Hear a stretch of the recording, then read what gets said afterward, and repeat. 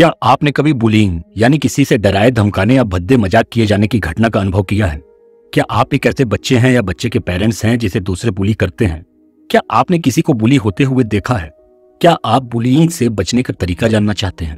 अगर इनमें से किसी भी सवाल का जवाब हाँ है तो आज का सेशन आपके लिए काफी महत्वपूर्ण साबित होने वाला है, जहां हम समझेंगे कि बुली करने वाले लोग आखिर किसी को बुली क्यों करते हैं। इसके अलावा हम यह भी जानेंगे कि हम बुलिंग को कैसे रोक सकते हैं। बुलिंग की वजह से पूरी दुनिया भर में कई बच्चे आत्महत्या कर लेते हैं, जबकि अगर हमें बुलिंग और बुरे व्यवहार के बारे में सही से पता हो तो हम इससे होने वाले नुकसान को रोक सकते हैं। आज की यह समरी हर पेरेंट्स, टीचर्स और टीनेजर्स के लिए मददगार साबित होगी जिनका सामना जाने अनजाने में बुलिंग से हुआ है। नमस्कार दोस्तों, स्वागत है आपका रूब्रिक के बुक समरी में। आज हम स्टॉप द बुलिंग के बारे में चर्चा करेंगे, जिसके लेखक एंड्रयू मैथ्यूज हैं। आगे बढ़ने से पहले अगर आपने अभी तक रूब्रिक को सब्सक्राइब नहीं किया है तो कर दीजिए। यकीन मानिए हम आपको इस सब्सक्रिप्शन का अफसोस कभी नहीं होने देंगे। 4 फरवरी 2009 का दिन था। 17 साल का एलएम अपने पेरेंट्स के साथ डिनर करके अपने कमरे में सोने चला गया। आधी रात को उसके पिता को एलएम के कमरे से कंप्यूटर यूज करने की आवाज आई, लेकिन जब तक उसके पिता उसके पास पहुंचते वो आवाज आना बंद हो गई, तो उसके पिता उसके कमरे में न जाकर सोने चले गए। जब वो अगले दिन सुबह उठे तो एलएम अपने कमरे में नहीं था। उसके पिता को बेड पर एक नोट मिला जिसमें लिखा था कि एलएम वेस्ट गेट ब्रिज पर जा रहा है। नोट को पढ़कर उसके पिता को थोड़ी घबराहट हुई। उन्होंने उसके हर दोस्त को कॉल किया, पर उनमें से किसी को भी एलएम के बारे में नहीं पता था। काफी कोशिश के बाद एलएम के पेरेंट्स ने पुलिस को कॉल किया और सब बताया। करीब 1 घंटे बाद पुलिस स्टेशन से उनके पास कॉल आया और पुलिस वालों ने उनसे एलएम के हुलिया के बारे में पूछा। आधे घंटे बाद पुलिस उनके घर पहुंची। पुलिस को देखते ही एलएम के पिता ने बेसब्री से पूछा, क्या मेरा बेटा जिंदा है? और जवाब में पुलिस वाले ने कहा नहीं। उसने आगे बताया कि उनका बेटा वेस्ट गेट के ब्रिज से छलांग लगा लिया और उस ब्रिज के नीचे उसकी लाश मिली है। इतना सुनते ही एलएम के माता पिता टूट गए।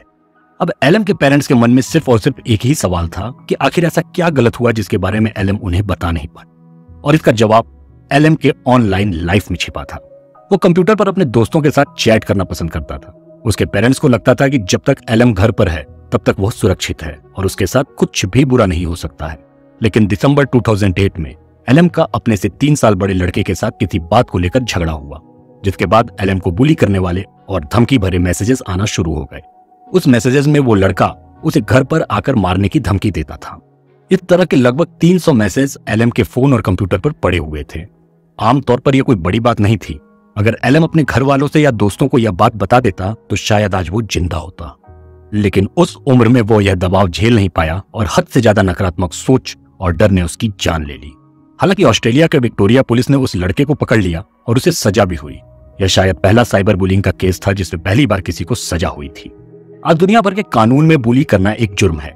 ऐसे में खासकर पेरेंट्स और टीचर्स को बुलिंग को नजरअंदाज नहीं करना चाहिए। बड़ों को बच्चों से यह कभी नहीं कहना चाहिए कि यह तो बस थोड़ा बहुत चिढ़ाना है और हर कोई करता है, क्योंकि यह जरा सा चिढ़ाना मात्र किसी की मौत का कारण बन सकता है। यहां तक कि इस वक्त जब आप मुझे सुन रहे हैं तब अनगिनत बच्चे और टीनेजर्स किसी न किसी तरह से बुलिंग का शिकार हो रहे होंगे और न जाने कितने अपनी जिंदगी को खत्म करने की सोच रहे होंगे। कनाडा के एक रिसर्च के मुताबिक टीचर्स क्लास की बुलिंग में सिर्फ 14% और प्लेग्राउंड में सिर्फ 4% केस में ही मामले को सुलझाते हैं, और बाकी के मामलों को यह कहकर नजरअंदाज कर दिया जाता है कि यह कोई बड़ी बात नहीं है।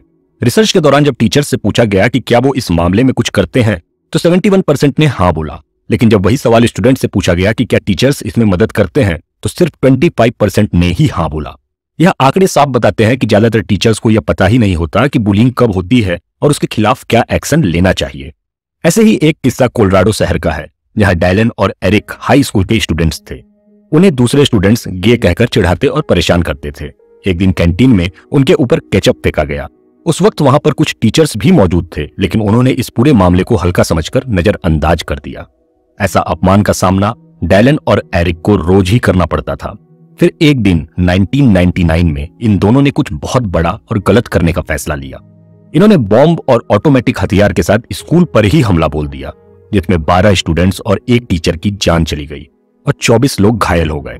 जिसके बाद उन दोनों ने खुद को भी गोली मार ली। उनके सुसाइड नोट में लिखा था, हिसाब चुकाने का समय आ गया था। अब आप सोचिए, गलत कौन था? वो बुली करने वाले बच्चे या बुली को सहने वाले डायलन और एरिक, या उसे नजरअंदाज करने वाले टीचर्स और उनके पेरेंट्स? कई बच्चे सोचते हैं कि बुलिंग सहने से कई बेहतर है अपनी जान दे देना, और ऐसा वो तब सोचते हैं जब और दर्द या अपमान वो सहन नहीं कर पाते हैं। और दुख की बात यह है कि ज्यादातर टीनेजर्स के आखिरी शब्द यही होते हैं कि वो मरना नहीं चाहते थे, लेकिन इस दर्द को खत्म करने का कोई और रास्ता उन्हें नहीं मिला। अब आप जरा सोचिए, अगर आप पेरेंट्स हैं तो आपको कैसे पता चलेगा कि आपके बच्चे को बुली किया जा रहा है? आपको क्या लगता है? आपका बच्चा आकर आपको बताएगा। आंकड़ों की माने तो 10 में से 1 बच्चा अपने पेरेंट्स को और 20 में से 1 बच्चा अपने टीचर्स को बुलिंग के बारे में बता पाता है। और ज्यादातर बच्चे इस बारे में किसी से जिक्र नहीं करते हैं, क्योंकि उन्हें यह डर लगता है कि बताने के बाद कहीं बुलिंग बढ़ ना जाए या कहीं लोग उन पे हंसने या उन्हें कमजोर न समझने लगे। एक बुली किया गया बच्चा खुद को ही कसूरवार समझने लगता है। उसे लगने लगता है कि शायद वो मोटा, भद्दा, पतला या स्टूपिड नहीं होता तो लोग उसका मजाक नहीं उड़ाते। उसे शर्मिंदगी महसूस होने लगती है। उसे यह डर लगता है कि जो थोड़े बहुत लोग भी उससे बात करते हैं कहीं उसे बायकॉट न कर दें। एक छोटी सी जान जिसकी उम्र खुलकर मजे करने की होती है, अपने जीवन को जी भर के बिना किसी चिंता के जीने की होती है, उस वक्त उसके दिमाग में इतनी उथल पुथल चल रही होती है, वो कितने दबाव का सामना कर रहा होता है। ऐसे में हमें हमारे बच्चों के उन 7 लक्षण को पहचानना बेहद जरूरी है जो इस बात की ओर इशारा करते हैं कि उन्हें बुली किया जा रहा है। पहला है, वो स्कूल न जाने के लिए कोई ना कोई बहाने बनाते हैं, जैसे तबीयत खराब की या कोई और। दूसरा, वो ना तो ठीक से खाते हैं और ना ही सोते हैं। तीसरा, जब वो स्कूल से लौटते हैं तो उनके शरीर पर चोट के निशान या कपड़े फटे होते हैं और पूछने पर वो साफ नहीं बता पाते कि वो चोट उन्हें कैसे लगी या उनके कपड़े कैसे फटे। चौथा, वो स्कूल के बारे में बात करने से झिझकते हैं।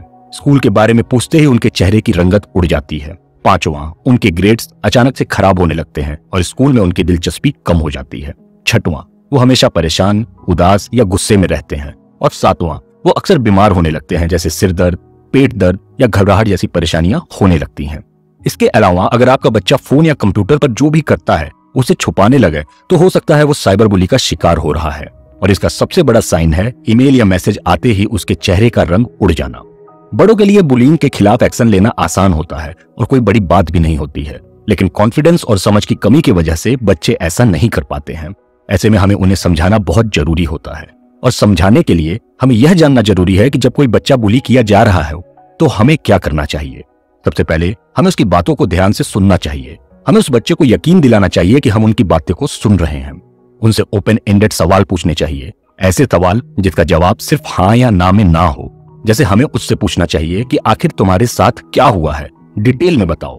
और जब वो बच्चा हमारे साथ सब शेयर कर ले तब उसे धन्यवाद करते हुए बताना चाहिए कि वो वाकई में बहुत बहादुर है और सही उपाय ढूंढने में उसकी मदद करनी चाहिए। यकीन कीजिए, आपका ऐसा सपोर्ट पाकर उसे अच्छा महसूस होगा। अब दूसरा सबसे बड़ा सवाल यह है कि आखिर बुली करने वाले किसी को बुली क्यों करते हैं। अगर आप पैटर्न पर गौर करेंगे तो आप देखेंगे कि बुली करने वाले लोग पब्लिकली बुलिंग करना पसंद करते हैं। उन्हें हमेशा ऑडियंस चाहिए होती है। वो अपने दोस्तों को इम्प्रेस करने और सबके सामने खुद को ताकतवर दिखाने के लिए दूसरों को बुली करते हैं। ऐसे में जब उनके दोस्त इससे इम्प्रेस नहीं होते तो फिर बुली करने वाले को मजा नहीं आता है। अगर आप बुली करने वाले को रोकेंगे तो वो नहीं रुकेंगे, क्योंकि उन्हें इस चीज की कोई परवाह होती ही नहीं है। वहीं दूसरी तरफ बुली किए जा रहे बच्चे ये सोचते हैं कि उनके साथ जो भी हो रहा है वो इसी के लायक है और सामने वाले का विरोध किए बिना हार मान लेते हैं। ऐसे में जो लोग वाकई में एक्शन ले सकते हैं वो टीचर्स और आसपास खड़े लोग होते हैं। और अगर दूसरे बच्चे बुली करने वाले को समझते हैं या समझाते हैं कि ऐसा करना ठीक नहीं है तो चीजें काफी हद तक बदल सकती हैं। बुली करने वाले चाहते हैं कि उनके दोस्त और आसपास के लोग उन्हें पसंद करें और उन्हें यह गलतफहमी रहती है कि अगर वो किसी को टारगेट करके बुली करेंगे तो लोग उन्हें पसंद करेंगे। वो किसी भी चीज में अच्छा बनना चाहते हैं। वो अपने लाइफ पर कंट्रोल महसूस करना चाहते हैं और सबसे जरूरी बात, बुली करने वाले यह चाहते हैं कि उनके पेरेंट्स उन्हें प्यार करें। दरअसल जब एक बच्चे को प्यार नहीं मिलता या उसकी परवाह नहीं की जाती है तो वो अकेलापन महसूस करने लगता है। उसे लगता है कि जैसे ना तो किसी को उसकी परवाह है और ना ही किसी को उसकी जरूरत। इस वजह से वो एक अपराधी प्रवृत्ति के इंसान में तब्दील होने लगता है। उन्हें लगने लगता है कि अगर वो अच्छा नहीं बन सकते तो सबसे बुरा बनकर दिखाएंगे। अगर उसे कोई पसंद नहीं करता तो वो कुछ ऐसा काम करेंगे जिससे लोग उन्हें नोटिस करने लगें। उन्हें दूसरों के दुख में मजा आने लगता है और सामने वाला जितना बुरा महसूस करता है उन्हें उतना ही अच्छा महसूस होता है। बुली करने वाले गुस्से या नफरत की वजह से बुलिंग नहीं करते, बल्कि वो एक कमजोर को यह कहकर टारगेट बनाते हैं कि वो मोटा है, वो बदसूरत है, वो रोता है। इन शॉर्ट वो इस बात को प्रूव करना चाहते हैं कि सामने वाला इसी व्यवहार के लायक है। लेकिन यह सब करने का सबसे बड़ा कारण यही होता है कि वो बस खुद पावरफुल महसूस करना चाहते हैं। वो सिर्फ अपनी पावर, अपना महत्व दिखाना चाहते हैं। ज्यादातर बुली करने वाले लोग अपने पेरेंट्स या भाई बहन से बुली हो रहे होते हैं। उनके पेरेंट्स उन्हें रोज डांटते मारते हैं। वो अकेलापन महसूस करते हैं। ऐसे में सबसे पहले तो यह जानना जरूरी है कि अगर आपको कोई बुली कर रहा है या आप बुली किए जा रहे हैं तो इसकी वजह आप नहीं है। यह आपकी गलती नहीं है, बल्कि यह तो सामने वाले की कमी है। उसका अकेलापन, उसका नोटिस किए जाने की भूख, उसका सेंटर ऑफ अट्रैक्शन बनने का मन उसे बुली करने के लिए मजबूर करता है। असल में उसे आपका खुश होना, आपकी हैप्पी फैमिली, आपका पोलाइट नेचर पसंद नहीं आता, क्योंकि वास्तव में उसके पास वो सब होता ही नहीं है। सेफ और सिक्योर महसूस करना हम सबका अधिकार है। अगर आपको स्कूल में बुली किया जाता है तो इसकी जिम्मेदारी पूरी तरह से स्कूल की होती है और स्कूल के बाहर पुलिस की होती है। आइए उन टिप्स के बारे में जानते हैं जो बुली करने वालों के खिलाफ काफी कारगर साबित होते हैं। पहला, अपने पेरेंट्स, टीचर्स और दोस्तों को तुरंत बताइए, उनकी मदद लीजिए और याद रखिए कि किसी से मदद लेना कमजोरों की निशानी नहीं होती है। दूसरा, अपने बुलिंग को सीरियस मत लीजिए, मतलब बुलिंग होते वक्त खुद का ही मजाक उड़ा दीजिए। जैसे अगर सामने वाला आपको मोटा बोले तो आप उसे मुस्कुरा कर जवाब दीजिए कि खाते पीते घर के लोग ऐसे ही होते हैं मेरे दोस्त। ऐसे में बुली करने वाले को आपके ऐसे रवैये से मजा नहीं आएगा और वो दूसरा टारगेट ढूंढने लगेगा। तीसरा, बुली होने वाली जगह पर समय बेकार किए बिना उसकी सारी बातों को अनसुना करके वहां से निकल जाइए। असल में बुली करने वाला यह टेस्ट कर रहा होता है कि आप कैसे रिएक्ट करते हैं। जैसे मान लीजिए अगर आप गुस्सा या दुखी होते हैं तो बुली करने वाले की जीत हो जाती है, लेकिन वहीं आप उसकी बातों को हल्के में या मजाक में लेंगे तो उसे वो संतुष्टि नहीं मिलेगी जिसकी उसे तलाश है और वो आपको छोड़ देगा। बुली करने वाले का एकमात्र उद्देश्य आपको उकसाना होता है, आपको दुखी और मायूस करना होता है। दरअसल वो अपने ऑडियंस को एक शो दिखाना चाहता है। अब फैसला आपका है, आपको शो में क्या बनना है, मास्टर या फिर स्लेव। इसके अलावा जब बच्चे किसी बड़ी मुसीबत में पड़ जाते हैं तो ज्यादातर पेरेंट्स कहते हैं कि वो गलत लोगों के संगत में पड़ गया था। उनका शुरुआती रिएक्शन दोस्तों को दोष देना होता है, लेकिन क्या आपने कभी सोचा है कि अगर वो लोग गलत थे तो आपका बच्चा उन्हें क्यों पसंद करता था? वो आपके बच्चे को क्यों पसंद करते थे? आपने अपने बच्चे को बुरी संगत से दूर रखने के लिए क्या किया? जब आप किसी को बुली होते हुए देखते हैं तो आप क्या कर सकते हैं? अगर आप कुछ नहीं करते हैं तो आप बुली करने वाले को यह विश्वास दिलाते हैं कि वो जो कुछ भी कर रहा है वो सही है, और साथ ही आप बुली होने वाले को भी यह महसूस करवा रहे होते हैं कि उनके साथ जो भी हो रहा है वो इसी के लायक है। तो ऐसे में सवाल यह आता है कि फिर आपको क्या करना चाहिए? आपके पास ताकत है कि आप बुली करने वाले को रोकें। बुली होने वाला बच्चा ऐसा नहीं कर सकता, लेकिन आप ऐसा कर सकते हैं। बुली होने वाले बच्चे की मदद कीजिए, उसकी वहां से निकलने में मदद कीजिए, उससे दोस्ती कीजिए, उससे बात कीजिए, उसे सुनिए और दिखाइए कि आप उसकी परवाह करते हैं। टीचर से बात करने में उस बच्चे की मदद कीजिए, उसे अपने पेरेंट्स को बताने के लिए इनकरेज कीजिए। साल 2007 में कनाडा के नोवा स्कॉटिया में 9th क्लास में एक नया स्टूडेंट पिंक शर्ट पहनकर स्कूल पहुंचा। दूसरे स्टूडेंट्स उस लड़के को गर्ली या गे कहकर बुलाने लगे। उन लोगों ने इस नए स्टूडेंट को डराया धमकाया भी। क्लास 12th के 2 स्टूडेंट्स ट्रेविस और डेविड यह सब देख रहे थे। उन्होंने कुछ अलग करने का फैसला किया। वो पास वाले डिस्काउंट स्टोर में गए और सारे पिंक शर्ट खरीद लिए। उन दोनों ने सारी शर्ट्स बांटी और रात भर में अपने सभी दोस्तों को अगले दिन पिंक शर्ट पहनकर आने के लिए राजी कर लिया। उन्होंने ईमेल और सोशल मीडिया के जरिए भी इस मैसेज को फैलाया। अगली सुबह स्कूल में जैसे पिंक कलर का सैलाब आ गया। हजारों स्टूडेंट्स ने इस कैंपेन को सपोर्ट किया और उनके इस कदम से बुली करने वालों ने उस नए स्टूडेंट्स को फिर कभी परेशान नहीं किया।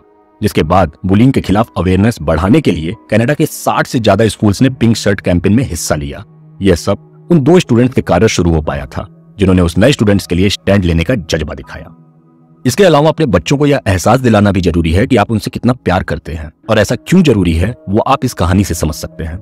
विक्की एक गरीब चाइनीज परिवार से थी। जब वो 10 साल की थी तो उसकी माँ ने उसे घरों में काम करने के लिए भेजना शुरू कर दिया। विक्की कभी स्कूल नहीं जा पाई और उसके मालिक उसके साथ बुरा व्यवहार करते थे। जब वो बड़ी हुई तो वो ऑस्ट्रेलिया गई, जहां उसकी मुलाकात देव से हुई। जल्द ही दोनों ने शादी कर लिया। उन्होंने बहुत मेहनत की और एक छोटा सा घर खरीदकर अपने परिवार की शुरुआत की। देव टैक्सी ड्राइवर था। विक्की अब भी घर घर जाकर सफाई का काम करती थी, क्योंकि इसके अलावा उसके पास कोई और ऑप्शन भी नहीं था, क्योंकि वो पढ़ी लिखी नहीं थी। विक्की और देव के 2 बच्चे हुए जिनका नाम वो जेसिका और टिम रखे। विक्की ने कसम खाई थी कि वो अपने बच्चों को वो चीज कभी एक्सपीरियंस नहीं होने देगी जो उसने अपनी जिंदगी में किया। वो चाहती थी कि उसके बच्चों को अच्छी एजुकेशन मिले, उन्हें कपड़े और खिलौनों के लिए तरसना ना पड़े। विक्की ने ठान लिया था कि वो नौबत ही नहीं आने देगी कि उसके बच्चों को कभी गंदगी साफ करनी पड़े। बच्चों की उम्र बढ़ने के साथ साथ घर की जरूरतें बढ़ने लगी, इसलिए विक्की ने दूसरी जॉब भी करना शुरू कर दिया। वो रात में एक सुपरमार्केट में सामान लगाने का काम करती थी। वो रात 3 बजे घर पहुंचती और थक कर इतना चूर हो जाती थी कि ना तो अपने बच्चों के लिए खाना बना पाती और ना ही उन्हें सुबह स्कूल ले जा पाती। जरूरतें और बढ़ी तो विक्की ने वीकेंड पर तीसरा काम कपड़े आयरन करने का भी शुरू कर दिया। विक्की का बेटी जेसिका अब 17 साल की हो गई थी। जब वो छोटी थी तो उसकी शिकायत थी कि उसकी माँ कभी घर पर नहीं रहती। विक्की ने कुछ रात घर पर रहने की कोशिश भी की, लेकिन उसके बच्चे सिर्फ टीवी देखते रहते थे। उसने सोचा कि अगर बच्चे मुझसे बात ही नहीं करते तो घर पर रुकने का क्या फायदा। जेसिका ने स्कूल बीच में ही छोड़ दिया और एक दिन वो अपना घर छोड़कर कहीं और अकेले रहने लगी। विकी का छोटा बेटा टिम अब 16 साल का है। 10 साल की उम्र से ही वो कोई ना कोई बखेड़ा खड़ा करना शुरू कर दिया था। वो एक बुली करने वाला लड़का बन गया था। टिम अपने क्लास के साथियों को पंच मारता था या कभी पड़ोसियों की खिड़कियों पर ईंट फेंकता था। विकी को लगता था कि उसका बेटा गलत संगत में पड़ गया है। 15 साल की उम्र में उसे ड्रग्स की लत लग गई। टिम को उसके बुरे व्यवहार के लिए प्राइवेट स्कूल से सस्पेंड कर दिया गया। स्कूल ने उसे रिहेबिलिटेशन सेंटर यानी सुधार केंद्र में भेजने के लिए बोला। इस खर्चे के लिए विक्की ने जेसिका का कमरा एक कोरियन स्टूडेंट को किराए पर भी दे दिया, लेकिन इस बात से टिम नाराज हो गया। उसे घर में एक अजनबी का रहना बिल्कुल भी पसंद नहीं था। टिम हमेशा अपनी माँ से कहता था, मैं आपसे नफरत करता हूँ, मुझे स्कूल से नफरत है, मुझे हर चीज से नफरत है। उसने स्कूल छोड़ दिया और काम करने लगा। उसने एक शेफ के तौर पर काम की शुरुआत की। उसे शुरुआत में यह काम अच्छा लगा, लेकिन अंत में वो इसे भी छोड़ दिया। उसका नेगेटिव एटीट्यूड और बढ़ गया। उसे डिप्रेशन हो गया और सुसाइड करने का ख्याल उसके मन में आने लगा। विकी ने उसकी देखभाल के लिए अपनी सारी नौकरी छोड़ दी। अब उसके पास इसके अलावा कोई काम नहीं था। वो घर पर रहकर यह ध्यान रखती थी कि उसका बेटा कहीं खुद को खत्म न कर ले। विकी एक प्यार और परवाह करने वाली माँ थी। वो बस अपने बच्चों का भला चाहती थी। उसने जो भी पैसा कमाया उसे अपने बच्चों पर खर्च कर दिया, लेकिन विक्की यह नहीं समझ पाई कि अपने बच्चों के साथ समय बिताना कितना जरूरी था। वो अब घर पर रहती थी। यही वो चीज थी जो उसके बच्चे 10 साल पहले चाहते थे। वो ऐसा करने में 10 साल लेट हो चुकी थी।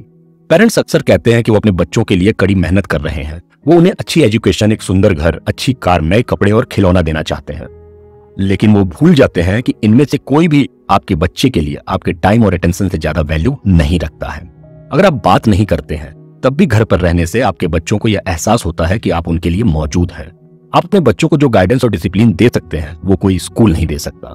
जब आपका बच्चा एक बुली करने वाला बन जाता है तो स्कूल बदल देने से कोई फायदा नहीं होगा। जब आप 12 साल के थे और आपके पेरेंट्स कभी घर पर नहीं रहते तो आप हर तरीके से कहीं से भी थोड़ी अटेंशन पाने की कोशिश करते होंगे। बुली करने, तोड़फोड़ करने और पुलिस से पकड़े जाने से हो सकता है आपको अच्छा महसूस होता हो उस समय। हर इंसान अपनेपन और अपनाए जाने की भावना को महसूस करना चाहता है। जब इंसान को यह नहीं मिलता तो उसे कोई भी उम्मीद अकेले रहने से कहीं ज्यादा अच्छी लगने लगती है। वो अपने पेरेंट्स की गैर मौजूदगी से आने वाले खालीपन को किसी गैंग का हिस्सा बनकर पूरी करने की कोशिश करने लगता है। एक बुली करने वाले को गैंग से वो अपनापन मिलता है जो उसे अपने परिवार से कभी नहीं मिल पाता। पेरेंट्स होने के नाते आपको ध्यान रखना होगा कि जब तक आपके बच्चे 15 साल के ना हो जाए उनके साथ जितना हो सके उतना टाइम व्यतीत कीजिए। उनके यंग रहते हुए जो टाइम आप उनके साथ नहीं बिताते उतना ही टाइम आपको फ्यूचर में उससे हुए डैमेज को ठीक करने में बिताना होगा। हो सकता है आपको अपने बच्चों को यह बताना मुश्किल हो कि आप उनसे कितना प्यार करते हैं, लेकिन ऐसा करने से कई तरीके होते हैं। आप उनके डेस्क या लंच बॉक्स के साथ एक नोट छोड़ सकते हैं। आप किसी लेटर या बर्थडे कार्ड पर यह शब्द लिख सकते हैं कि आप उनसे कितना प्रेम करते हैं और वो आपके लिए क्या मायने रखते हैं। ऊपर वाला ना करे, लेकिन इमेजिन कीजिए आपको पता चले कि आपके बच्चे को कैंसर हो गया है। आपको क्या लगता है कि आप क्या करेंगे? आप शायद जल्द से जल्द इस बारे में एक्शन लेंगे। आप ऑफिस से छुट्टी लेकर अच्छे से अच्छे डॉक्टर ढूंढेंगे। अब आपके बच्चे की हेल्थ आपके लिए सबसे बड़ी प्रायोरिटी बन जाएगी। लेकिन अगर आपको पता चले कि आपके बच्चे को बुली किया जा रहा है तो क्या होगा? ज्यादातर पेरेंट्स क्या करते हैं, वो न तो ऑफिस से छुट्टी लेते हैं और ना ही अपनी अपॉइंटमेंट्स कैंसिल करते हैं, बल्कि वो टीचर्स के साथ मीटिंग को तब तक पोस्टपोन करते रहते हैं जब तक हालात बिगड़ नहीं जाते हैं। ज्यादातर पेरेंट्स स्कूल को दोष देते रहते हैं और दूसरी तरफ बच्चा हर मिनट सफर कर रहा होता है। बुलिंग एक नए तरह का कैंसर है जिसके बच्चे शिकार हो रहे हैं और मर रहे हैं। सुसाइड करने वाले बच्चों के पेरेंट्स हमेशा यही कहते हैं, काश हमें पता होता कि सिचुएशन कितनी सीरियस है तो शायद ऐसा ना होता। इसके अलावा लोग कहते हैं गवर्नमेंट को कुछ करना चाहिए, लेकिन गवर्नमेंट फौरन कोई एक्शन नहीं ले सकती है। गवर्नमेंट लोगों को इंस्पायर नहीं कर सकती है, लेकिन इंसान ऐसा कर सकता है। बच्चे बुलिंग की प्रॉब्लम को सॉल्व नहीं कर सकते, इसे गवर्नमेंट भी नहीं रोक सकती, तो इसे कौन लड़ सकता है? इस बारे में सिर्फ हम कुछ कर सकते हैं, यानी पेरेंट्स, टीचर्स, प्रिंसिपल और एडल्ट्स। अगर किसी बच्चे को बुली किया जा रहा है तो जब तक रिजल्ट ना मिले तब तक शिकायत करते रहिए। उस बच्चे के लिए सेफ माहौल देना स्कूल की जिम्मेदारी है। जो असल में होता है, स्कूल अक्सर उनसे इनकार करते हैं या आपके बच्चे को कमजोर होने के लिए ब्लेम करते हैं, लेकिन यह सही नहीं है। टीचर से बात कीजिए, अगर वो नहीं सुनते तो प्रिंसिपल से बात कीजिए, अगर यह भी काम नहीं करता तो स्कूल काउंसिल या अपने डिस्ट्रिक्ट के हेड ऑफ एजुकेशन से बात कीजिए, मेयर या लोकल न्यूज़पेपर को लिखिए या लिखकर चिपका देना कि इस स्कूल में बुलिंग अलाउड नहीं है। एंटी बुलिंग कल्चर स्कूल में सच में फॉलो किया जाना चाहिए। प्रिंसिपल को स्कूल के कल्चर को लीड करते हुए उसमें बदलाव लाने चाहिए। टीचर्स को ध्यान रखना चाहिए कि क्लियर रूल्स को अप्लाई करना चाहिए और बुली करने में किसी की इंसल्ट करना, मजाक या अफवाह उड़ाना या किसी को चोट पहुंचाने के इरादे से लिया गया कोई भी एक्शन शामिल होता है। रूल बुक में बुलिंग करने की सख्त सजा होनी चाहिए। जैसे स्टूडेंट्स को पता होना चाहिए कि अगर वो किसी को एक बार भी मारते हैं तो उन्हें अगले दिन फैकल्टी रूम में लंच करना होगा। अगर वो किसी को फिर से मारते हैं तो उन्हें अगले 3 दिनों तक फैकल्टी रूम में लंच करना होगा और टीचर्स उनके पेरेंट्स को इन्फॉर्म भी करेंगे। नए स्टूडेंट्स का वेलकम अच्छे तरह से किया जाना चाहिए। बुलिंग की घटनाओं की रिपोर्ट करने वाले बच्चों को रिवार्ड दिया जाना चाहिए। हमें बच्चों को हायर लेवल के मैथ्स और साइंस पढ़ाने के साथ साथ उन्हें दयालु और दूसरों की परवाह करने वाला भी बनना सिखाना चाहिए। तो दोस्तों, हमारी समरियां खत्म होती है। उम्मीद है कि आपको यह समरी पसंद आई होगी। अगर आप भी बुली के बारे में विस्तार से जानना चाहते हैं तो आपको यह किताब एक बार जरूर पढ़नी चाहिए, जिसे आप फ्लिपकार्ट या अमेजॉन से खरीद सकते हैं। ऐसे ही सेल्फ हेल्प बुक को सुनने के लिए रूब्रिक को लाइक और सब्सक्राइब कीजिए और हमें कमेंट में जरूर बताइए कि क्या आप हमसे सुनना पसंद करेंगे। धन्यवाद और नमस्कार।